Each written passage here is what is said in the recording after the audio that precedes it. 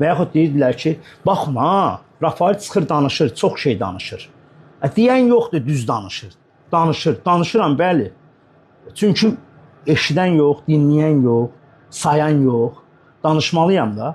Nə oldu? Rafael'i limon kimi belə suyun sıxanda, dünya Avropa çempionatı olanda deyəndə ki, dizim ağrır, deyirlər, sən yerlisən, dağlısan, Azərbaycanlısan, sən qanun Azərbaycanlı, sən döyüşməlisən.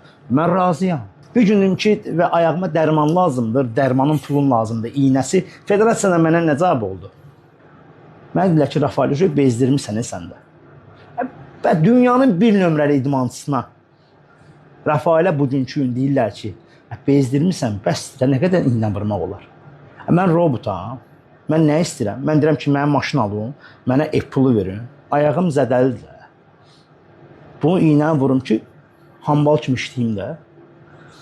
Onda deyən yox idi. Hamı deyir, amma şeydir, Avropa oyundan 150 min pul qazananda, İslam oyunlarından 150 min pul qazananda, Olimpiyadan 300 min pul qazananda deyirlər ki, şey eləyək, ortalığa bir dənə şey eləyək, ora pula hamıya verəcəyik. Bəs mən yarışa hazırlaşanda hamı hardaydı?